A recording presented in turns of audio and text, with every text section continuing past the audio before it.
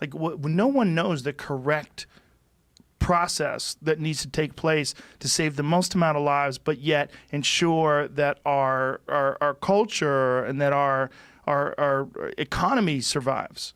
It's a lot of speculation and guessing, but if you go to certain places, they'll tell you, we know why, and we know this, and we know, it's hard. Yeah, I mean, in general, I think that's like we should be concerned about anything that's a massive infringement on our civil liberties. Yes. You know, so it's like you got to put a lot of weight on that. You know, a lot of people died to, you know, win independence for the country and fight for the democracy that we have, and you know, we should treasure that and not give up our liberties too easily. I think I think we probably did that, actually. So, well, I like what you said when you said that it should be a choice, and that to require people to stay home, require people to not go to work, and to arrest people for trying to make a living. This all seems wrong, and I think it's a wrong approach. It's an infantilization of the society. That daddy's going to tell you what to do. Fundamentally, a violation of the Constitution. Yes. Freedom of assembly, and you know, it's just. I mean, I don't think these things stand up in court, really. They're arresting people for protesting. Yeah. Because they're protesting and violating social distancing and these mandates that tell people that they have to stay home. Yeah, these would definitely not stand up.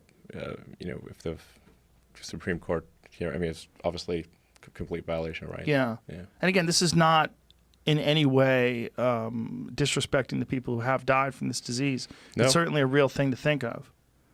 Yeah, I mean, it just should be if you're at risk, you should not be compelled to leave your house, right, or leave a place of safety. But you should also not be if you're not at risk, or if you are at risk and you wish to take a risk with your life, you should have the right to do that.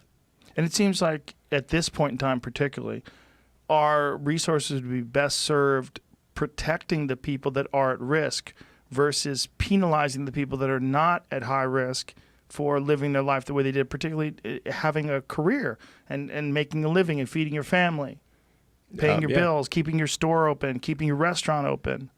Yes. I mean, there's a strong downside to this. Yeah.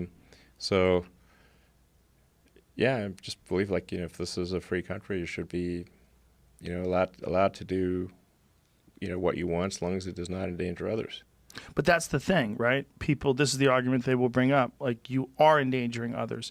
You should stay home for the people that you even if you're fine, even if you know you're going to be okay, there's certain people that will not be okay because of your actions.